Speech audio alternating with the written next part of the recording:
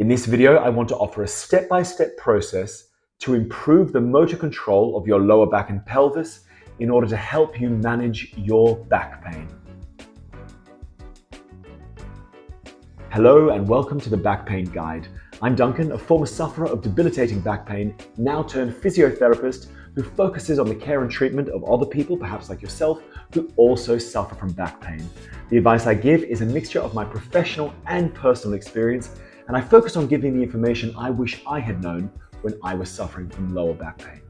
So motor control refers to the intricate process by which the nervous system coordinates and regulates the activation and timing of muscles to produce purposeful movements. So in the back pain world, there is a lot of talk about core musculature, and many people hold the belief that the reason they have back pain is because they have a weak core, or somebody told them they have a weak core, meaning that the muscles around the back are simply not strong enough to support and stabilize the back, leading to pain and dysfunction. Now, this might be true for some people with back pain, and in these cases, simple strengthening of the core musculature can be very valuable. However, what is often overlooked, in my opinion, and certainly what we see a lot in clinic, is that a lot of people with back pain aren't necessarily weak, but they do exhibit poor motor control of their lumbar pelvic region.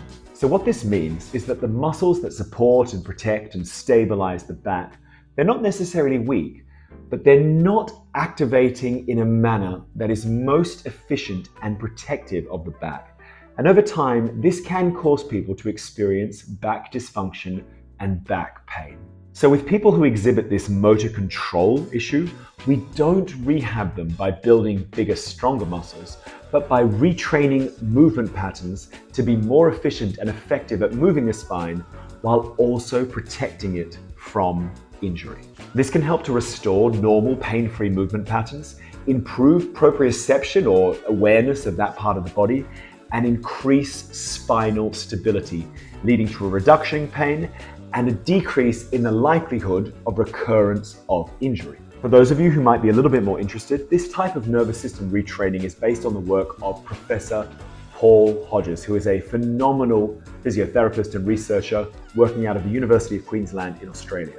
For those of you who might be interested, I've done a summary of his groundbreaking work, Spinal Control, the Rehabilitation of Back Pain, in the Literature Summaries playlist on this YouTube channel.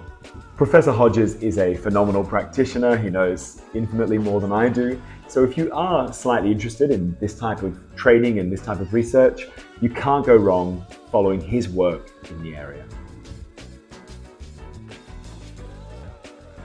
The following is a movement progression to help people with poor motor control of the muscles around the lumbar spine or the lower back. So a dead giveaway that someone is experiencing motor control dysfunction of this kind is with the lying leg lift, and we perform this in clinic all the time. Basically what we do is get someone to lie supine or on their back and lift one of their legs straight up.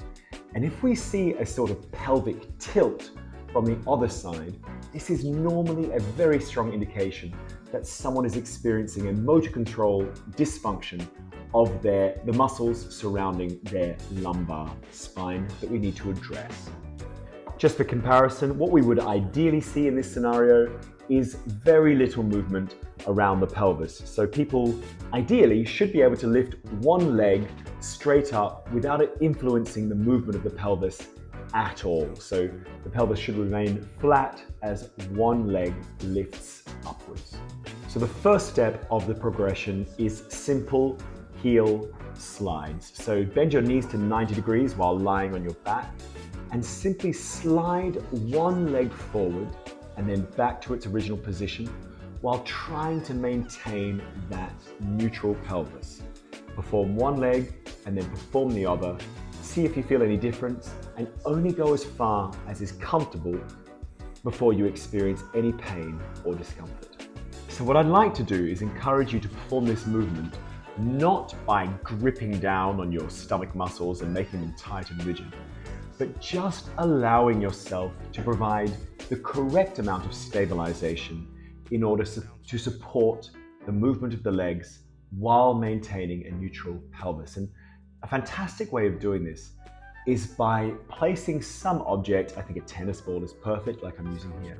Place some object on your lower abdomen and perform the movement while giving yourself the task of not letting the ball roll off your stomach. So you're not thinking about, obviously you don't want to be too loose and have your pelvis twisting all over the place, but you don't want to be too tight and rigid while performing the movement. So giving yourself the biofeedback and the simple task of not letting the ball fall off or roll off tends to be, for a lot of people, the perfect feedback to help you provide the correct amount of strength and stability to perform the exercise properly. The next step of the progression is to perform toe taps one leg at a time. So you're still in that same supine position, supported by the floor with your head on a pillow or some sort of rest. And you're simply going to raise one leg up while keeping the knee bent and then gently lower it back to the floor. Perform one leg at a time, one after the other, making sure you focus on control and stability of that lumbo-pelvic region.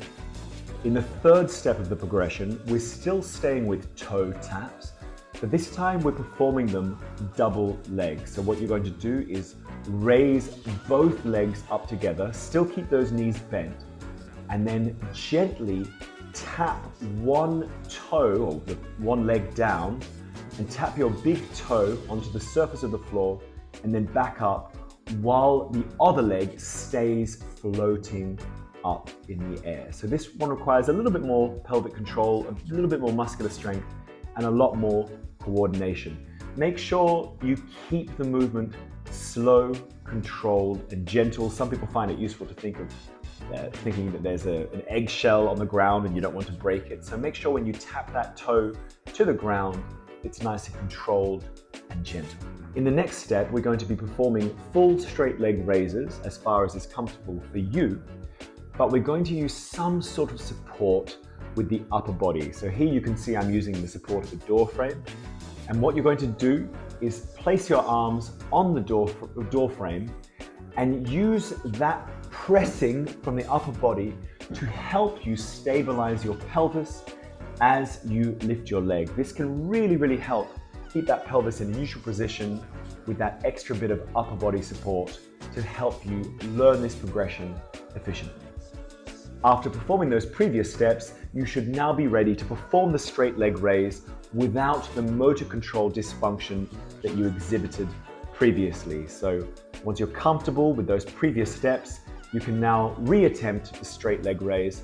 Hopefully now you won't be experiencing that pelvic tilt that accompanies it, that is indicative of motor control dysfunction.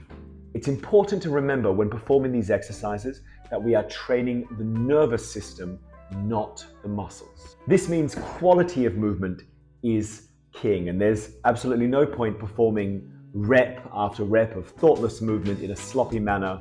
You won't be getting any of the benefits. Instead, perform these movements in a deliberate fashion, concentrating on quality of the movement for fewer repetitions. This is the best way to retrain these movement patterns to better support your spinal health. I hope you found that information valuable. Remember, you have the power to take control and move towards a pain-free life. If you enjoyed the video, please give it a thumbs up and consider subscribing to the Back Pain Guide for future videos and more valuable content. If you have any questions or perhaps suggestions for future videos, please leave them in the comments below. I'm here to support and guide you on your road to recovery. Thanks for watching the video, and I'll see you in the next one.